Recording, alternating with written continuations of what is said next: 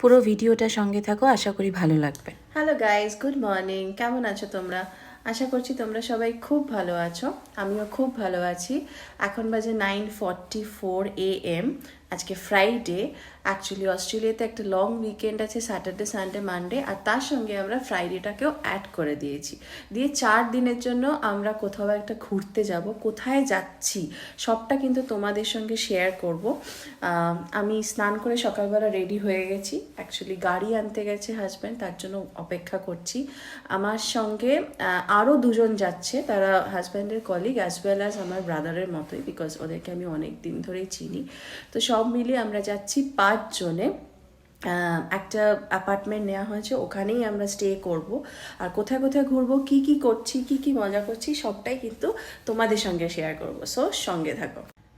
So এই ভিডিওটা আমার অস্ট্রেলিয়া যখন আমি ঘুরতে গিয়েছিলাম সেই সময়কার করা, কিন্তু সময়ের অভাবে এটাকে এডিট করা হচ্ছিল না বলে আপলোড করতে পারিনি। সো ফাইনালি আজকে তোমাদের সঙ্গে শেয়ার করছি।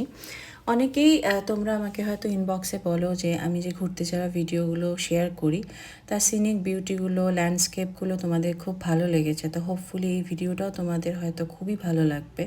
অস্ট্রেলিয়ার সিনিক বিউটি খুব সুন্দর, একটু ড্রাই এরিয়া, যার ফলে রাস্তা দিয়ে যখন আমরা যাচ্ছিলাম, আর সেদিনকের ওয়েদারটার জন্য কিনা জানি না, রাস্তাটা ভীষণ সুন্দর ছিল। আমাদের 4 জনের একসঙ্গে একটা জার্নি, 4 দিনের জন্য একটা লং উইকেন্ডে আমরা বেরোচ্ছিলাম। এখানে ফাইনালি আমরা যাচ্ছি একটা পিনাকল ডেজার্টে। সেই ডেজার্টটা একটু পরে তোমাদের সঙ্গে শেয়ার করব। গাড়ি যখন আমরা পৌঁছালাম এরকম একটা ট্যুরিস্ট স্পট, সেখানে কিন্তু নিজেদেরকে এই টিকিটটা কালেক্ট করতে হয়। সেখানে কিন্তু কোনো লোক থাকে না, একটা মেশিন থাকে, সেখান থেকে তোমাকে টিকিটটা নিতে হবে। টিকিটটা নিয়ে আমরা সামনের দিকে এগোচ্ছিলাম। এবার হেঁটেও পুরো ডেজার্টটা কভার করা যায়, আবার গাড়ি নিয়েও কভার করা যায়, যেহেতু অনেকটা লম্বা ছিল, প্লাস আমার সঙ্গে আমার ছোট বাচ্চা ছিল। তো সেই জন্য আমরা প্রেফার করলাম যে গাড়ি নিয়েই আমরা যাব। অনেককেই কিন্তু দেখেছিলাম যে হেঁটেই যাচ্ছে। এটা হচ্ছে পিনাকল ডেজার্ট। এই ডেজার্টটা তোমাদের সঙ্গে আজকে শেয়ার করছি। এটা অস্ট্রেলিয়াতে নামবার্গ ন্যাশনাল পার্ক বেসিক্যালি।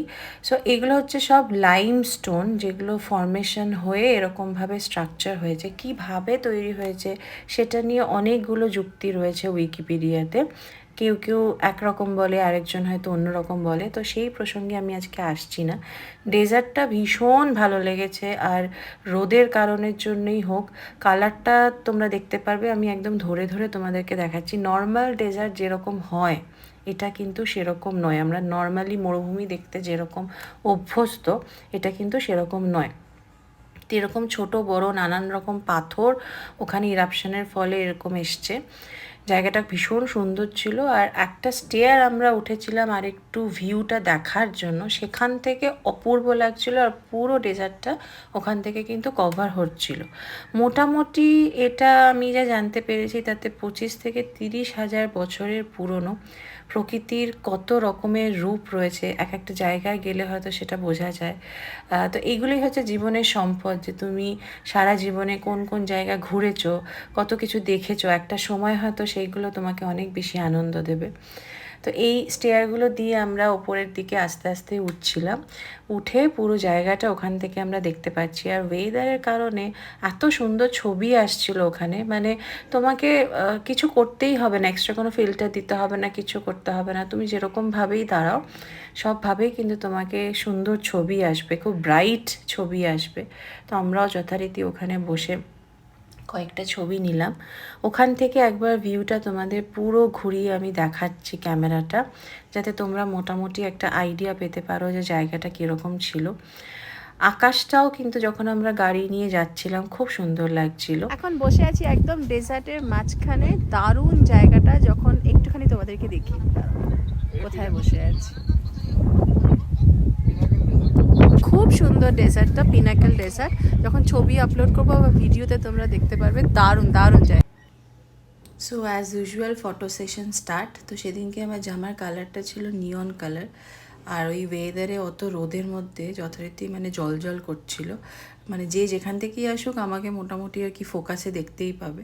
তো ছবি টবি তোলা হয়ে যাওয়ার পরে আমরা দুপুরবেলা সেদিনকে অন দ্য ওয়ে খাবারের জায়গায় কয়েকটা রেস্টুরেন্ট ট্রাই করেছিলাম। এই প্রসঙ্গে তোমাদেরকে একটা কথা বলি, এখানে কিন্তু প্রচুর ট্যুরিস্ট আসে উইকেন্ডগুলোতে, কিন্তু ছোট ছোট যে ক্যাফে টাইপ যে রেস্টুরেন্টগুলো হয়, একটা জিনিস আমার ভীষণ ভালো লাগলো, ওদের কিন্তু খাবার সার্ভ করার টাইমটা লিমিটেড, মানে তুমি 3টের পরে আর কোথাও কিন্তু দুপুরে লাঞ্চ করতে পারবে না।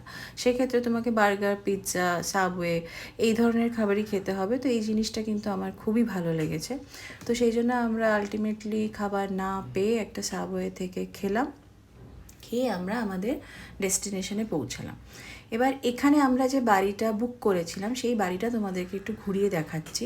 এখানে এরকমভাবেই সবাই বাড়িগুলো নেয়, যাতে লং উইকেন্ডগুলো নিজের বাড়ির মতোই একটা ফিল হয়, এবং বাড়ির যা যা অ্যামিনিটিস থাকা দরকার সবগুলোই কিন্তু তুমি এখানে পাবে। So bed, sofa, TV, iron করার জিনিস, তোমার চুল শুকানোর হেয়ার ড্রায়ার, তারপরে কিচেনে মাইক্রোওভেন, ওটিজি এবং কিছু বেসিক বাসনপত্র সবটাই কিন্তু এখানে থাকে। এইভাবেই কিন্তু বাড়িগুলো ভাড়া দেওয়া হয়। আমরা সেরকম একটা জায়গা চুজ করেছিলাম এবং সঙ্গে আমাদের কিছু খাবার দাবারও ছিল। এখানে তোমরা দেখতে পাচ্ছ যে একটা রুমে ছিল এরকম বাঙ্ক বেড আর একটাতে নর্মাল বিছানা। আমার ছেলে বাঙ্ক বেড ভীষণ পছন্দ করে, তো যাওয়ার পরেই মোটামুটি এখানেই উঠে গেল, আর আমাকেও বলছিল যে মাম্মা রাত্রিবেলা আমরা এখানে শোবো। তো এই ছিল একটা রুম। তারপরে আমরা চলে যাচ্ছি কিচেনটা দেখাতে।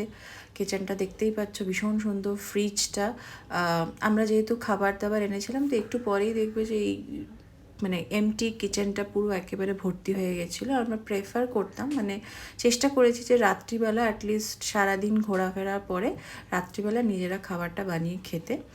তো সেটা একটা ভালো এক্সপিরিয়েন্স। এটা ছিল তোমার টয়লেট, তার পাশে সোফা, যেখানে আমরা রাত্রিবেলা অলমোস্ট সিনেমা দেখেছি নেটফ্লিক্স, অ্যামাজন প্রাইমে, আর ব্যালকানি। তো ঘরটা আমার ভীষণ ছিমছাম লেগেছে।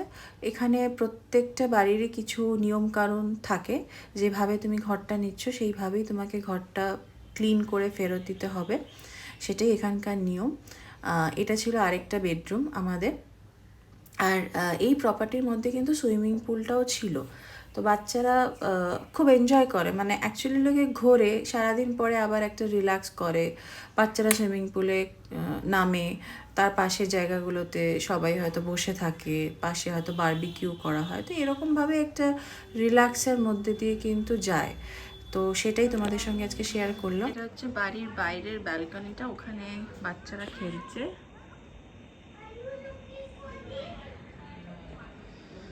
আর এটা হচ্ছে সুইমিং পুল। দেখি যদি কালকে টাইম হয় ঘুরতে যাওয়ার আগে বা পরে, তাহলে হয়তো আমরা সুইমিং পুলে নামবো। আমার খুব ভালো লেগেছে, মানে খুব ছোটোর ওপরে কিন্তু বেসিক নিডস যা যা লাগে সবটাই রয়েছে। তো আমরা যেহেতু অনেক খাবার সঙ্গে করে নিয়ে এসেছি, এটা ভেবে যে এখানে আমরা কিছু পাবো না। আচ্ছা, এখানে ব্যালকনিতে একটা ছোট টেবিল আছে, তো যদি কেউ চা কফি ড্রিঙ্ক সেটাও এখানে বসে এনজয় করতে পারো। এটা বেসিক্যালি একটা কমপ্লেক্সের মতো, যেখানে ছোট ছোট সব অ্যাপার্টমেন্ট। একটা বিল্ডিংয়ে 4টে করে রুম রয়েছে, মানে 4জন থাকতে পারবে আর কি, 4টা ফ্যামিলি আর কি থাকতে পারবে, এরকম জায়গা। সকালবেলা তোমাদের আরেকটু ক্লিয়ার করে পুরো ব্যাপারটা দেখো। এই হচ্ছে ব্যালকনি করে।